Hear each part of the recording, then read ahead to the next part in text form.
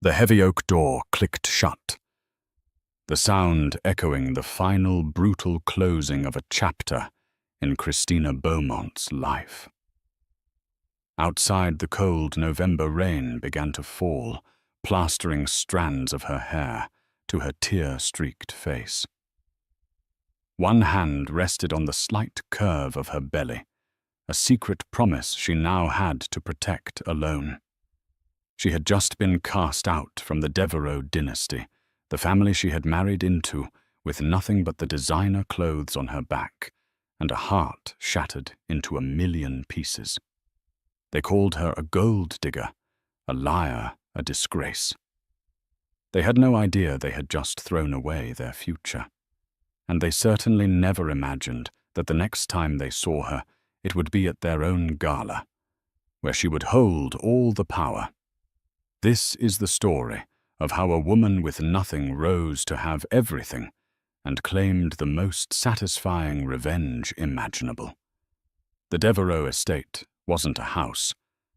It was a statement, a sprawling Tudor-style mansion set on 50 acres of manicured Connecticut countryside. It was a monument to old money and impenetrable power. For Christina, marrying Edward Devereux had felt like stepping into a fairy tale.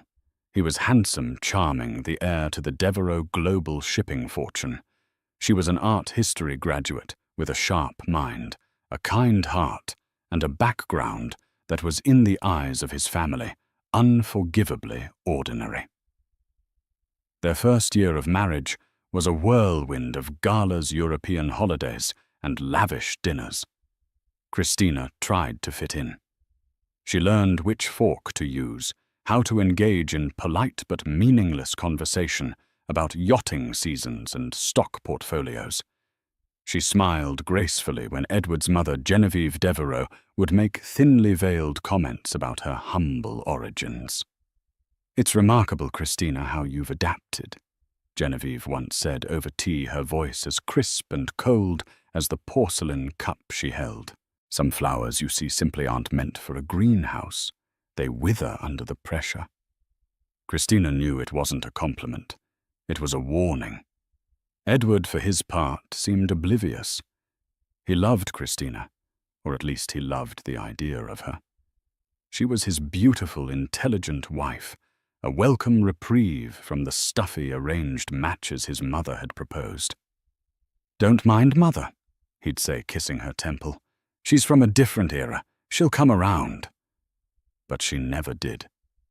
Genevieve saw Christina not as a daughter-in-law, but as an impurity in the pristine Devereux bloodline. She was an outsider who didn't understand the sacrifices and strategies required to maintain their level of wealth and influence. Every move Christina made was scrutinized.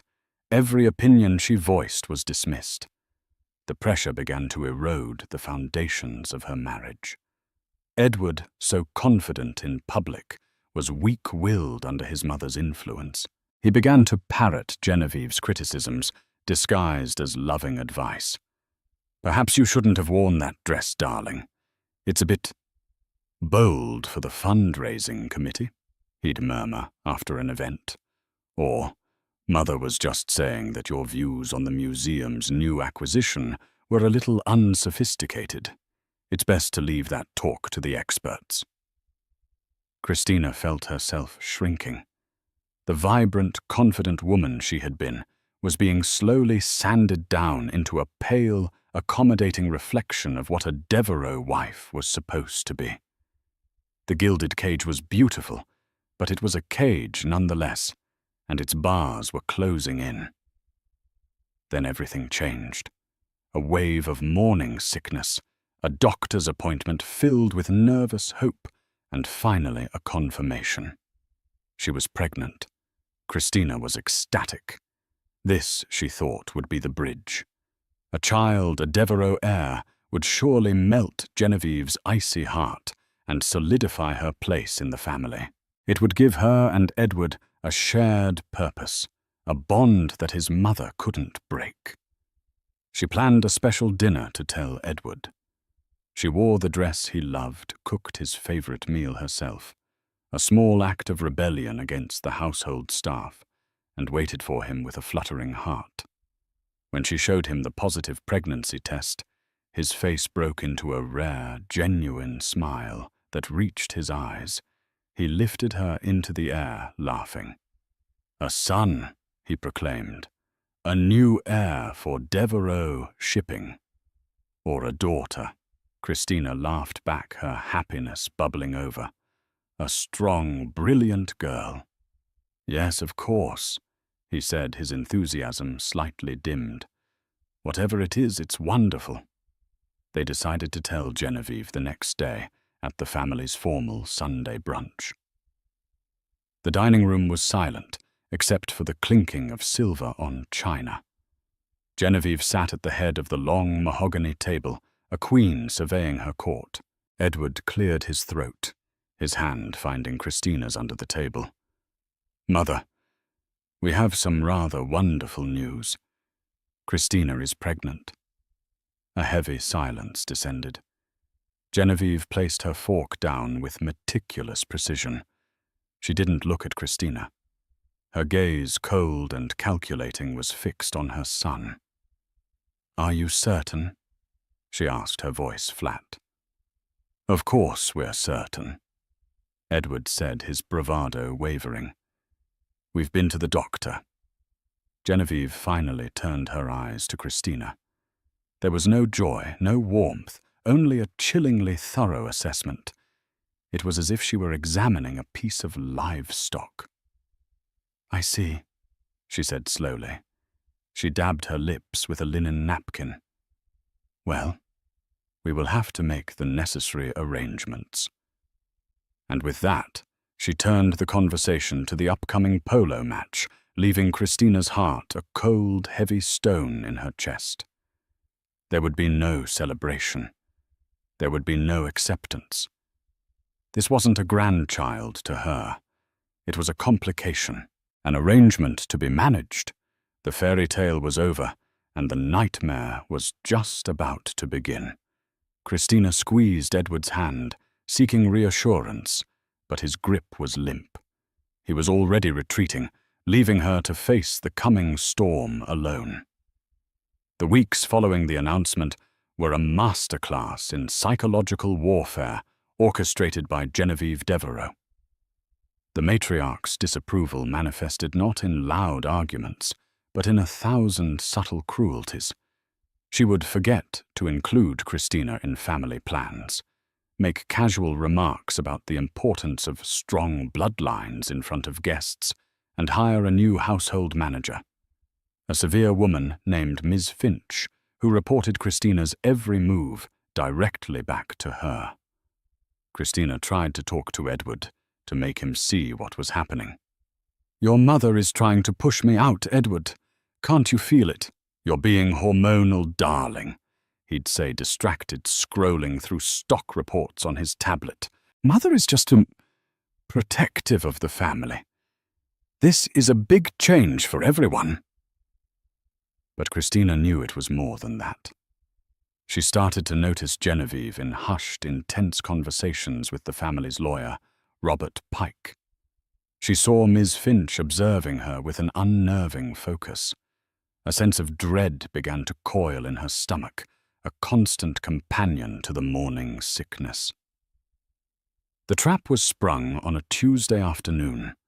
Christina was returning from a prenatal appointment, feeling a rare moment of peace as she thought of the tiny heartbeat she had just heard.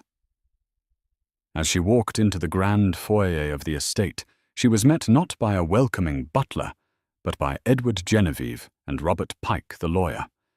Their faces were grim, set like stone. "Christina," Genevieve began, her voice devoid of any emotion, "there is a matter we must discuss."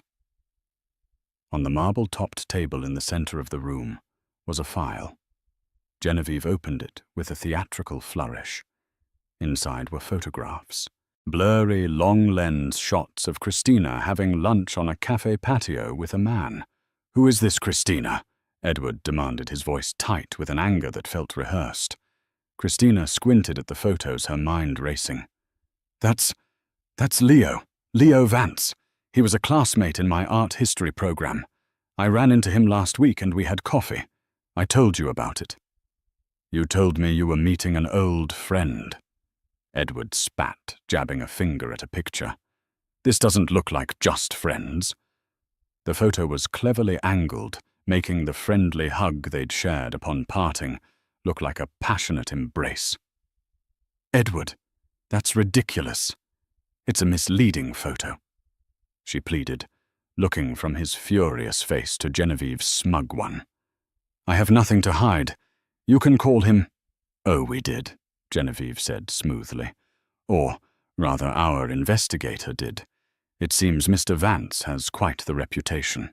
He also received a rather large sum of money transferred to his account from an offshore holding company 2 days ago. Christina's blood ran cold. What are you implying? It's a very clear picture, Christina, Robert Pike, the lawyer, interjected in a dry tone. You have been seeing this man, and you have been paying him. The implication is that you were paying for his silence. Paying him with what? Christina cried, her voice rising with hysteria. I don't have that kind of money. The only money I have is the allowance you give me. Which brings us to this, Genevieve said, producing another set of documents. Bank statements. They showed a series of significant withdrawals from a secondary household account that Christina managed for expenses like groceries and personal shopping. Withdrawals she had never made. This is insane. Someone forged my signature. I never took this money. She looked desperately at her husband. Edward, you have to believe me. This is a setup. Your mother is doing this. Edward flinched as if struck. He couldn't meet her eyes.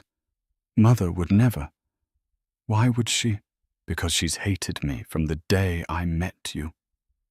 Christina sobbed, tears blurring her vision. Because in her eyes, I am not good enough for you for this family. And now that I'm carrying your child, she can't risk it. She has to get rid of me. The mention of the baby was a fatal mistake. Genevieve saw her opening and seized it. Her voice dropped, becoming laced with a venomous, feigned sympathy. Oh, my dear girl, after seeing these photos, after learning of your affair, we have to ask ourselves an unfortunate but necessary question. She paused for maximum impact. Are we even sure that child is Edward's? The accusation hung in the air, sucking all the oxygen from the room. It was so vile, so monstrous that Christina couldn't even speak. She looked at Edward, her entire world narrowing to his face, silently begging him to defend her, to defend their child. He hesitated. For a split second, a flicker of the man she loved crossed his features. Doubt, confusion, maybe even guilt. But then he looked at his mother, at her imperious, unwavering stare, and the weakness won. His face hardened. I can't believe I was so blind, he said, his voice cracking, to bring this disgrace into my home. No, Edward, no. The Devereux name will not be tarnished by this scandal, Genevieve announced, her voice ringing with finality. We have prepared a document, Christina, a non-disclosure agreement. You will sign it, relinquish any and all claim to the Devereux name and assets, and you will leave this house immediately. In return, we will not press charges for embezzlement. And the baby? Christina whispered, her hand protectively covering her stomach. Genevieve's smile was a razor blade. The baby is your problem. It is not and never will be a Devereux. It was a perfect diabolical checkmate. They had stripped her of her husband, her home, her reputation, and now her child's heritage. Numb with shock and grief, she stared at the pen Robert Pike offered her. Signing it, felt like signing away her life. But the alternative, a public accusation, a potential jail sentence for a crime she didn't commit, all while pregnant, was unthinkable. Her hand shaking, she scrawled her name on the document. "Good," Genevieve said, snatching the papers away. "Ms. Finch has packed a small bag for you. Your other belongings will be disposed of. You have 5 minutes to vacate the premises." No one moved to help her. No one said another word. Edward stood like a statue, his jaw clenched, refusing to look at her. The man who had promised to love and protect her was letting his mother throw her and his unborn child out into the street. She walked out of the room, past the priceless art she had once admired up the grand staircase she had floated down on her wedding day. In her room, a single suitcase sat by the door. She picked it up, her mind a whirlwind of pain and disbelief. As she walked back down and towards the front door, she passed Edward one last time. She stopped, her voice a raw whisper. "I will never forgive you for this, Edward. Not for believing her, but for being too much of a coward to even question." He said nothing. Christina pushed open the heavy oak door and stepped out into the cold November rain. The click of the lock behind her was the sound of her world ending. She stood on the edge of the long, winding driveway, pregnant, penniless, and utterly alone, with a storm brewing both in the sky above and the soul within her. The first few weeks were a blur of shame and survival. Christina's phone had been disconnected, her credit cards cancelled. The few friends she had made during her marriage were Edward's friends, society acquaintances who would close ranks around the Devereaux without a second thought. She was a non-person. She sold the last vestiges of her old life, a pair of diamond earrings she'd managed to slip into her pocket, a designer handbag for a pittance at a pawn shop. That money secured her a room in a dingy weekly-rate motel on the industrial outskirts of the city. The room smelled of stale smoke and despair. Every night, she would lie on the lumpy mattress, one hand on her growing belly, and cry until exhaustion claimed her. The city that had once been her glamorous playground was now a hostile, unforgiving landscape. She was just another face in the crowd, invisible and struggling. She looked for work, but being visibly pregnant with no recent references and no fixed address made it impossible. Doors were politely but firmly shut in her face. Her savings dwindled with terrifying speed. She went from the motel to a women's shelter. It was clean and safe, but the communal living, the scheduled meals, and the chorus of heart-breaking stories from the other residents served as a constant, brutal reminder of how far she had fallen. She was no longer Christina Devereaux, patron of the arts. She was Christina Beaumont, occupant of cot number 12, a charity case. Yet in that crucible of hardship, something began to change within her. The grief, while still present, began to harden into something else, resolve. The tears she shed were no longer just for her lost life, but for the child growing inside her. This child, her child, deserved more than a life of poverty and struggle. They deserved a mother who was a fighter. The fire that Genevieve and Edward had tried to extinguish was rekindled, fueled now by a mother's protective instinct. She stopped thinking about what she had lost and started focusing on what she could build. Her break came from the most unexpected of places. To pass the long, empty hours at the shelter, she started visiting the public library. She lost herself in books on finance, business management, and non-profit organization. The world she had only ever observed from the sidelines. One afternoon, while reading the financial news, she saw a familiar name in a small article Walter Price the CEO of Price Holdings, a boutique investment firm. Christina remembered Walter from a charity auction 2 years prior. He was an older man, sharp and unpretentious, who had bid against Edward for a rare painting. While Edward had been loud and boastful, Walter had been quiet and shrewd. He'd spoken to Christina afterwards, not about her husband, but about the art itself, impressed by her knowledge. He had given her his card and said, "If you ever decide to do something more than just attend these things, give me a call. You have a good eye." It was a long shot, a desperate, humiliating gamble. What would a man like that want with a destitute, pregnant woman? But it was the only shot she had. She spent her last few dollars at a thrift store on a simple but professional-looking blouse and skirt. She practiced what she would say 100 times, her voice shaking in the shelter's cramped bathroom mirror. The next day, she took a bus to the gleaming skyscraper that housed Price Holdings. The receptionist looked at the pregnant woman in the ill-fitting clothes with undisguised skepticism. "Do you have an appointment with Mr. Price?" "No," Christina said, her heart pounding. "But if you could just tell him Christina Beaumont is here to see him. He might remember me." She expected to be sent away. She waited for 10 minutes, the silence of the luxurious lobby pressing in on her each tick of the clock, amplifying her certainty of failure. Then the receptionist's phone buzzed. Her eyes widened slightly as she looked at Christina. "Mr. Price will see you now." Walter Price's office was a corner suite with a panoramic view of the city. He stood as she entered, his expression, not of pity, but of keen curiosity.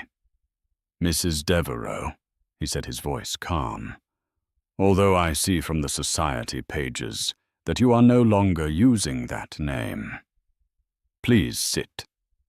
Shame washed over her, hot and swift. He knew. Of course he knew. She sat, her hands clenched in her lap. "Mr. Price, Before you begin," he interrupted gently, "let me be direct. I am aware of the rumors the Devereux have been circulating. I also happen to know Genevieve is a venomous old snake, and her son doesn't have a spine to share between a dozen of him. I never believed a word of it." Christina stared at him, tears welling in her eyes. It was the first time in months that someone had looked at her without judgment. "Why?" she whispered. "Because I'm a good judge of character," he said simply. "And I remember our conversation. You weren't just a pretty accessory. You had a spark. So the real question is, why are you here?" The dam of her composure broke. The story poured out of her, the pregnancy, the frame-up, the exile, the shelter. She didn't hold back, her voice thick with the raw pain of it all. She ended not with a plea for a handout, but with a proposition. "I need a job, Mr. Price. Any job. I will file papers, I will answer phones, I will make coffee. I am a hard worker. I am smart. And I will be the most dedicated employee you have ever had. I am not asking for charity. I am asking for a chance to build a life for my child." Walter listened intently, his gaze never wavering. When she finished, he was silent for a long moment, steepling his fingers. "You're right," he finally said. "I won't give you charity. I'll give you something better. An opportunity." He gestured to a stack of files on his desk. "My firm manages the endowment for the Metropolitan Arts Foundation. It's a massive fund, but it's been underperforming. The board is old-fashioned, stuck in their ways. They need a new perspective. They need someone who actually understands the art they're funding, but who also has the hunger to understand the market." He leaned forward, his eyes glinting. I'll give you a position, a junior analyst in the philanthropic division. The pay will be modest. The hours will be long. You'll be starting at the very bottom. But the path up will be there if you have the talent and the tenacity I think you do. Christina was speechless. It was more than she could have ever dreamed of. There is one condition, he added. You will never mention the Devereaux again. Not as a source of anger, not as a source of motivation. Your past is your own, but in this office, your focus is the future. Your work will be your revenge. Success is the only language people like them understand. Are we clear? Crystal clear, Christina said, her voice filled with a strength she hadn't felt in months. That day, Christina Beaumont walked out of the Price Holdings skyscraper, not as a victim, but as a survivor. The long winter of her despair was finally beginning to thaw. She had a job. She had an ally. And for the first time since that rainy November day, she had hope. The next 5 years were a testament to Christina's resilience. She moved out of the shelter and into a small, clean apartment in a modest neighborhood. 6 weeks after starting her job at Price Holdings, she gave birth to a beautiful, healthy baby girl with her bright blue eyes and a determined spirit. She named her Lily. Life became a grueling but rewarding routine. Her days were a whirlwind of financial reports, market analyses, and board meetings. Her nights were filled with lullabies, diaper changes, and the quiet joy of watching her daughter sleep. She was often exhausted running on coffee and sheer willpower, but she had never felt more alive. At Price Holdings, she wasn't just an employee. She was a prodigy. Walter Price had been right about her. She had a unique talent for blending her passion for the arts with a sharp, intuitive understanding of finance. She could look at an emerging artist and not only see their creative potential, but also forecast their market value. She could analyze a museum's grant proposal and identify inefficiencies and opportunities that seasoned executives had missed.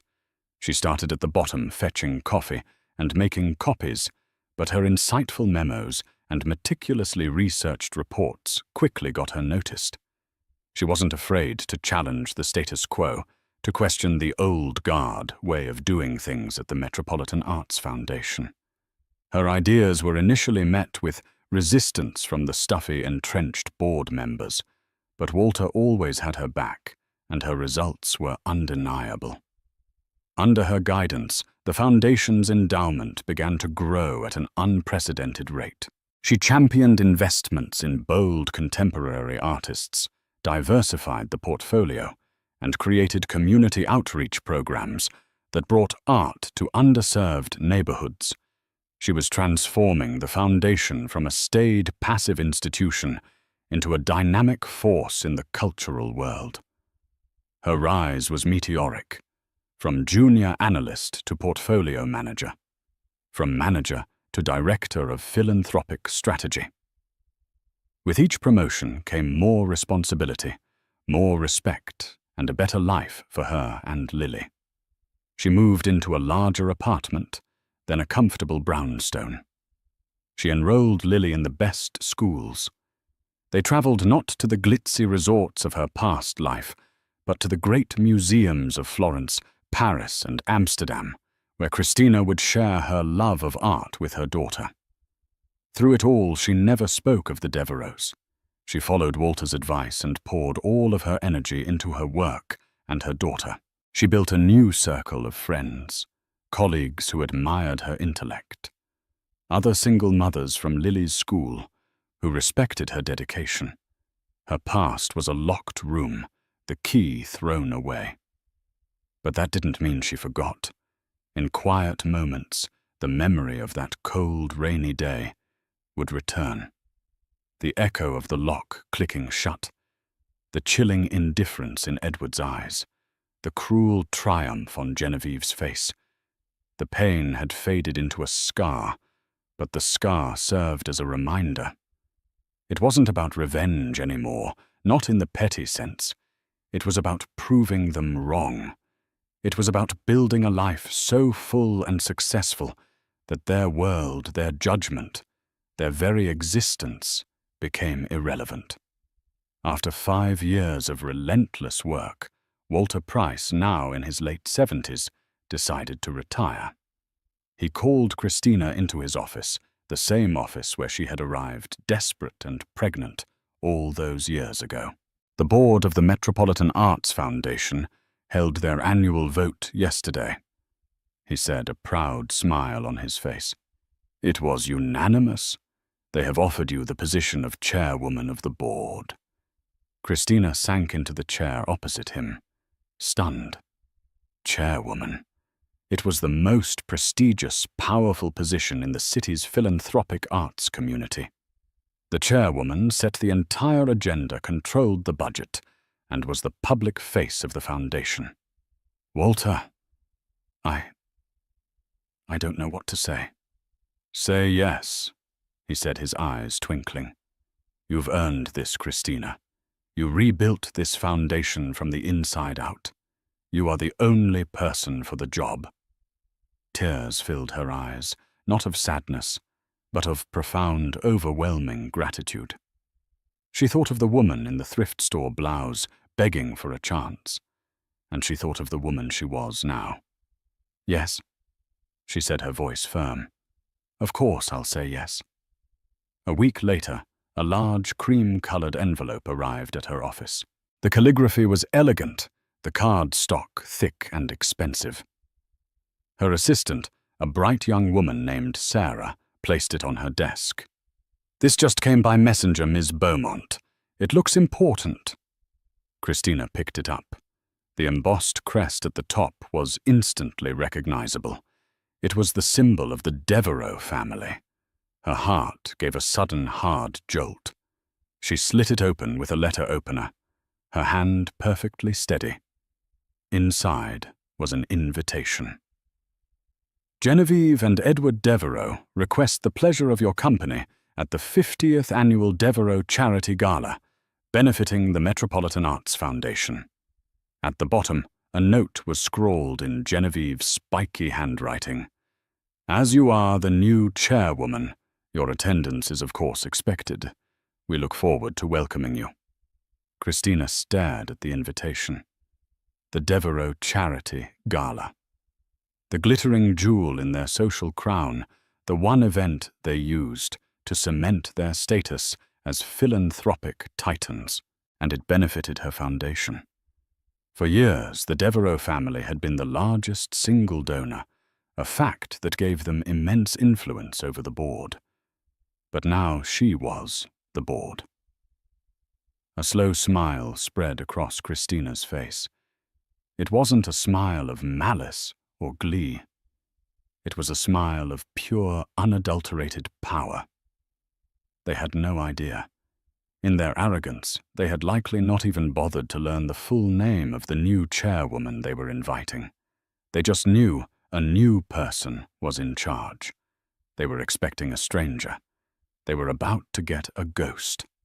The lock had clicked shut on her 5 years ago. Now she held the key to the entire building, and she was about to walk right back in through the front door. While Christina was meticulously building her empire, the House of Devereux was slowly rotting from within. The pristine facade they presented to the world concealed a spreading decay, a direct result of Genevieve's iron-fisted control and Edward's passive complicity. After casting Christina out, Edward had done exactly as his mother wished. A year later, he married Penelope van der Sloot, a woman from an equally wealthy and appropriate family. Penelope was beautiful, placid, and utterly uninterested in challenging the status quo. She was the perfect decorative Devereux wife. But the marriage was a hollow affair, a business merger disguised as a union. There was no passion, no real connection. And after 2 years, there was still no heir a fact that was a constant source of tension and disappointment for Genevieve. Devereux, shipping the cornerstone of the family's fortune, was also struggling. The industry was changing rapidly, with new technologies and more aggressive global competitors. Genevieve, rooted in tradition, refused to adapt. She saw innovation as a risk, not an opportunity. She vetoed Edward's occasional half-hearted suggestions to modernize the fleet or invest in logistics software, preferring the tried-and-true methods that had worked for her husband. As a result, profits were shrinking, and their market share was being steadily eaten away by more forward-thinking rivals. The only person within the family who saw the cracks forming was Brendan Devereux, Edward's younger cousin. Brendan was the artistic one, a quiet, observant man who worked in the family's small acquisitions department, a role that kept him on the periphery. He had always liked Christina, admiring her intelligence and warmth, and had been horrified by how she was treated. He never believed the stories about her infidelity and embezzlement. They had all the hallmarks of his Aunt Genevieve's manipulative schemes. Brendan watched the family's slow decline with a growing sense of alarm. He saw Edward, once his vibrant, charming cousin, become a ghost in his own home. Edward drank more than he used to. His laughter was forced, and his eyes held a permanent weariness. He was a man trapped by his own cowardice, haunted by a choice he could never undo. One evening, Brendan found Edward alone in the vast library of the estate, swirling a glass of scotch. "Big night Saturday?" Brendan said, attempting a light tone. "The 50th anniversary of the gala. Mother is in a frenzy of planning." Edward grunted, not looking up from his glass. "It's always a frenzy, all for show." "It's an important night for the foundation," Brendan pressed gently. "Especially with the new chairwoman. We need to make a good impression. I hear she's a real powerhouse. Completely revitalized their endowment." Edward finally looked up, his eyes unfocused. "Another corporate shark in a dress, I'm sure. Mother will charm her. We'll write a big check, and the Devereux name will remain on the new wing of the museum. That's all that matters." There was a deep cynicism in his voice that hadn't been there 5 years ago. "Is that really all that matters?" Brendan asked quietly. Edward's jaw tightened. "What else is there?" Brendan hesitated, then decided to take the risk. "Do you ever think about her? Edward, about Christina?" The reaction was immediate and violent. Edward slammed his glass down on the table, scotch sloshing over the side onto the polished wood. "Don't say her name in this house." "Why not?" "It's been 5 years. Don't you ever wonder if you made a mistake?" "A mistake?" Edward laughed, a harsh, ugly sound. "She betrayed me. She betrayed this family." "Did she?" Brendan challenged, his voice steady. "Or did you just believe the story you were told? Because it was easier than standing up to your mother. I was there, Edward. I saw the evidence. It was too neat, too perfect. It was a performance, and you played your part." Edward's face went pale. He stood up, his fists clenched. "You know nothing. I know that this family is stagnating." Brendan shot back, his own frustration boiling over. "The company is falling behind. Your marriage is a sham, and you look like you haven't had a real night's sleep in 5 years. All because you were too scared to fight for the one person who might have actually made you happy. Was it worth it?" The question hung between them unanswered. Edward stared at his cousin, a storm of anger, guilt, and regret warring in his eyes. Without another word, he turned and stalked out of the room, leaving Brendan alone in the suffocating silence of the library.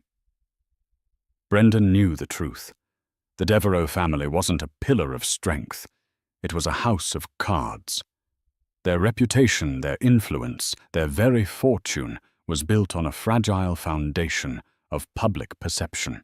The annual gala was their most important piece of propaganda, the night they showcased their power and philanthropy to the world. And this year, the guest of honor, the new chairwoman, who held the fate of their social standing in her hands, was the woman they had destroyed. The irony was almost poetic. Brendan had no idea who this new chairwoman was, but he found himself hoping she was everything Edward had described a corporate shark. He hoped she would see the cracks in the Devereux facade, because he knew that with just the right amount of pressure, the entire structure would come crashing down. The day of the gala arrived a crisp, clear autumn Saturday.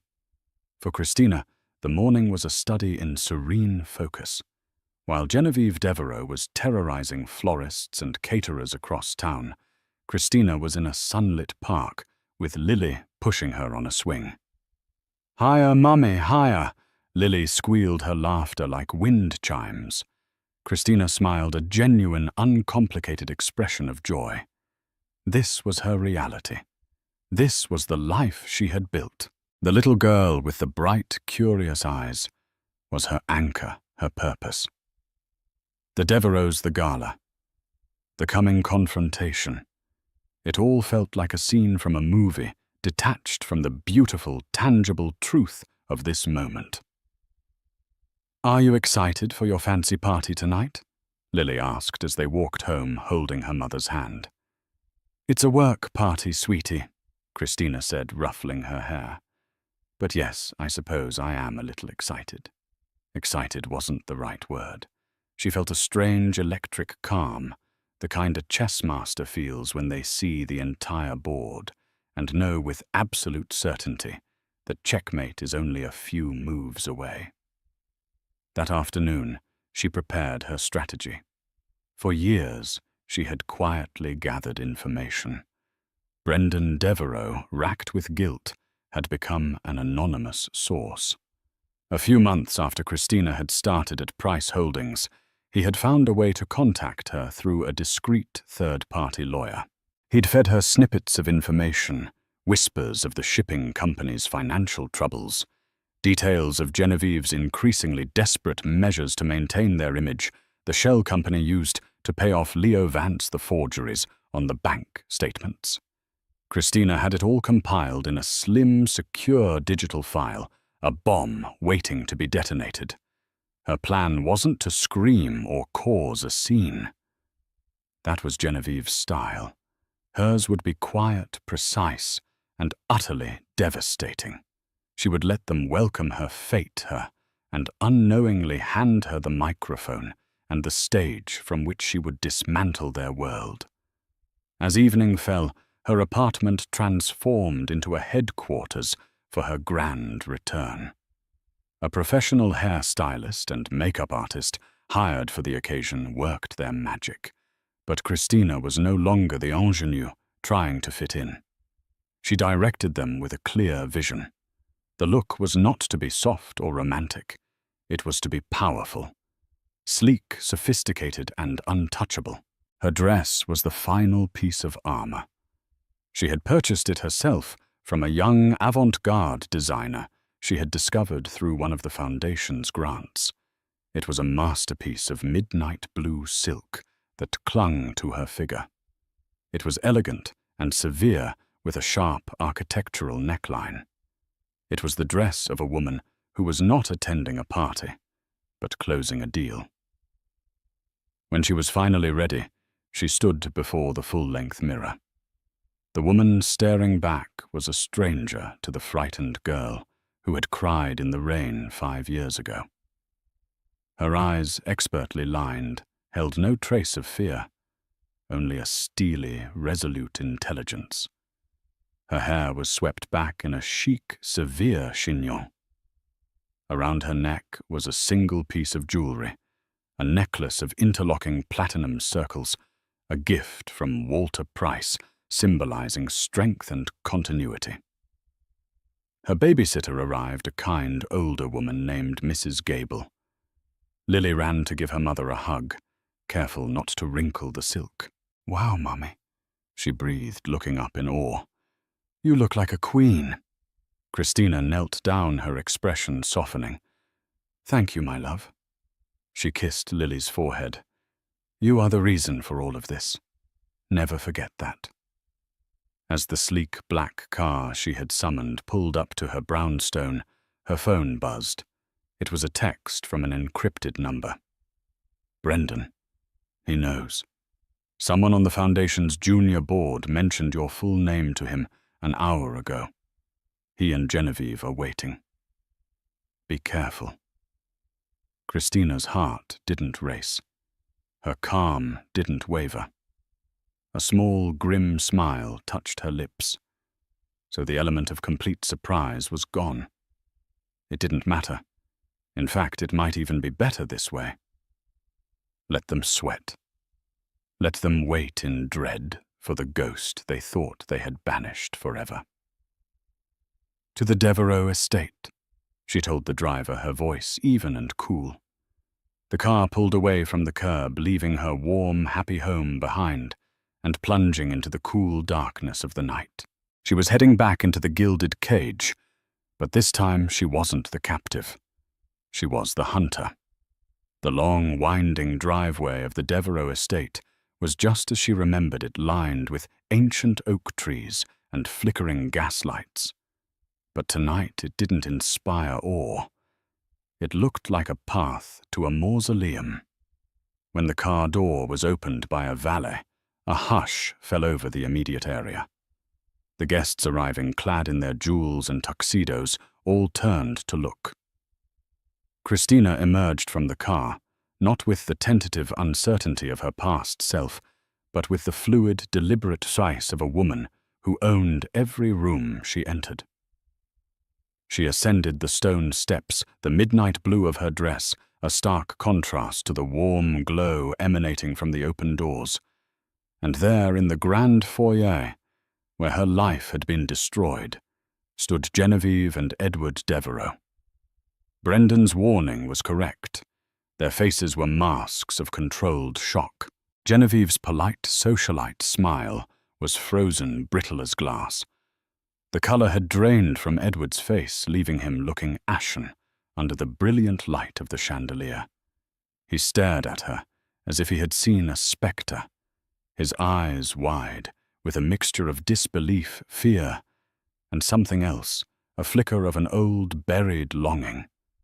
Christina paused at the threshold, letting the moment hang in the air. She met their gazes one by one. She looked at Genevieve, her expression unreadable, and then her eyes settled on Edward. She held his gaze for a heartbeat longer than necessary, a silent acknowledgement of their shared history and his ultimate betrayal. Then she smiled. It was a cool, polite, and utterly dismissive smile. "Genevieve, Edward," she said, her voice carrying easily in the suddenly quiet foyer. "How good of you to host this event for my foundation. The decorations are adequate." The subtle barb hit its mark. Genevieve's smile tightened at the edges. "Christina," she managed to say, her voice a strained imitation of cordiality. "What a surprise. We had no idea it was you." "I've been rather busy," Christina replied smoothly, stepping past them into the ballroom as if she owned the place. And in a way she did. The ballroom was filled with the city's elite, a sea of familiar faces that had once looked down on her or pitied her. Now, they stared with open curiosity and surprise. Whispers erupted like wildfire as she moved through the room, a shark gliding through a school of fish. "Is that Christina Beaumont? I thought she'd disappeared. She's the new chairwoman of the MAF." She ignored them, heading straight for the small elevated stage at the far end of the room, where a podium was set up. It was customary for the host and the foundation chair to give speeches. That was her stage. Edward, shaken from his stupor, followed her. "Christina, wait," he said, his voice low and urgent, catching her arm just before she reached the stage. She stopped and looked down at his hand on her silk sleeve with disdain until he quickly removed it. "What do you want, Edward? We need to talk, not here." "Here is the only place we will ever talk again," she said, her voice dropping to a whisper of pure ice. "You had your chance to talk to me 5 years ago. You chose silence. I didn't know what to do." He stammered, his eyes pleading. "She had everything, the photos, the bank records." "You mean the fabricated photos and the forged bank records?" Christina countered, her voice dangerously quiet. "The ones paid for by a shell corporation traced back to your mother's personal holdings. Did you know she paid Leo Vance $200,000 to play his part and then disappear? Or did you not bother to look past the convenient story she handed you?" Edward recoiled, his face a mess of confusion and dawning horror. How do you know that?" "I know everything," she said, turning her back on him and stepping up to the stage. Genevieve intercepted her at the podium, her face a mask of fury. "Whatever game you think you're playing, you will lose," she hissed, her voice low enough that only Christina could hear. "This is my home. These are my guests. You will be gracious, you will accept our donation, and you will leave. Or I will destroy you all over again." Christina simply smiled at her. "You're home." "Your guests, look around, Genevieve. This is a fundraiser for the Metropolitan Arts Foundation. That makes them my guests, and this is my stage." With that, she tapped the microphone, the sharp sound silencing the room. Every eye was on her. "Good evening, everyone," she began, her voice calm, confident, and resonant. "For those of you who don't know me, my name is Christina Beaumont, and I am the new chairwoman of the Metropolitan Arts Foundation. I want to thank you all for your incredible generosity tonight.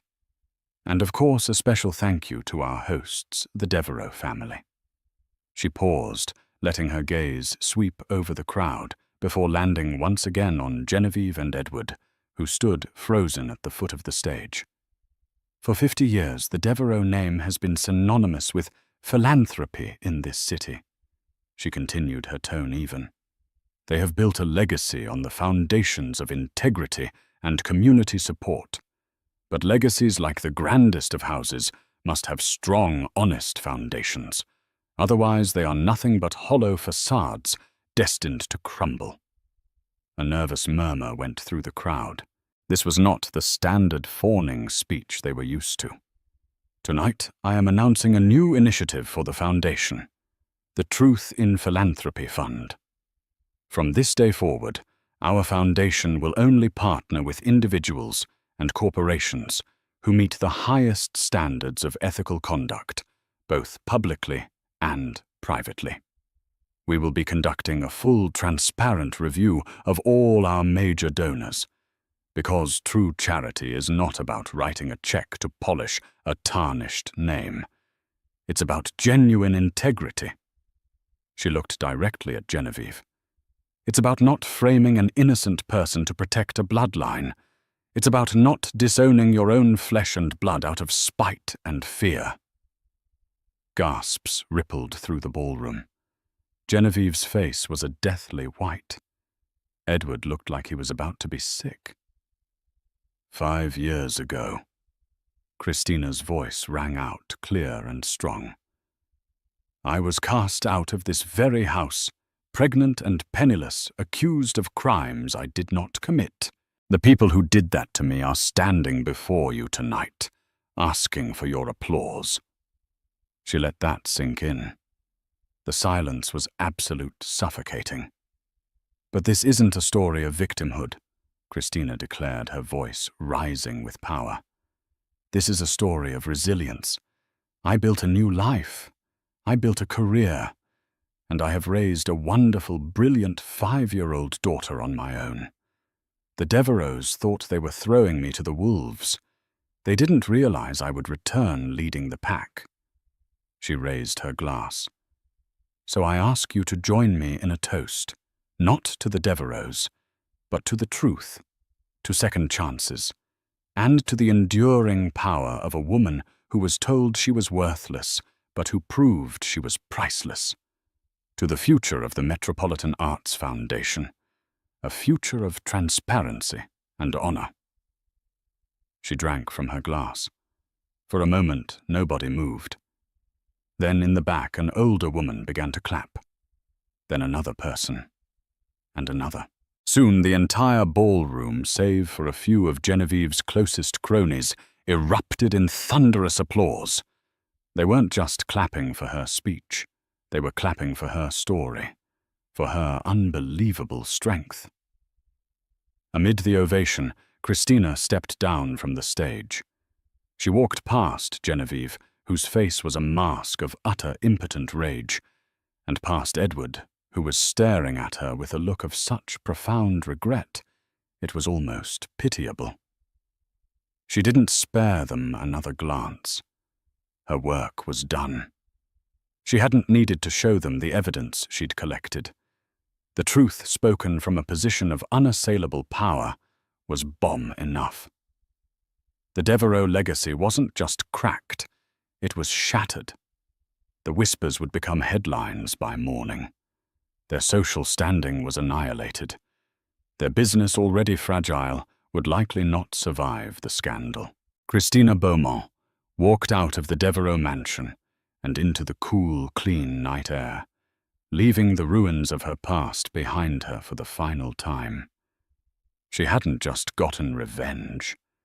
She had achieved justice, and it was so much sweeter.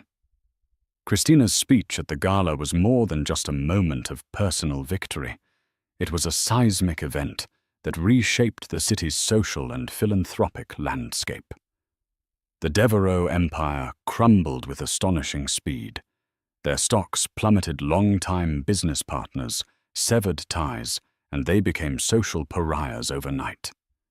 Genevieve retreated into the silent seclusion of her now tarnished estate, a queen without a court. Edward, stripped of his name, his wife, and his fortune, disappeared from public life, a broken man finally paying the price for his cowardice. The gala was their end. But for Christina, it was just the beginning. She led the Metropolitan Arts Foundation into a new era of integrity and influence, becoming one of the most respected figures in the country. Her true wealth, however, was never measured in dollars or accolades, but in the quiet, happy moments with her daughter Lily. She had shown her daughter and the world that your beginning does not have to dictate your end. She proved that the deepest betrayals can forge the strongest souls, and that the best revenge isn't loud and destructive, but is the quiet, undeniable triumph of a life well lived. If her story of triumph moved you, and if you believe in the power of resilience to overcome any obstacle, please hit that like button and share this video with someone who needs to see that the end is sometimes a new beginning. Don't forget to subscribe to our channel and ring the bell so you won't miss our next story of justice and empowerment.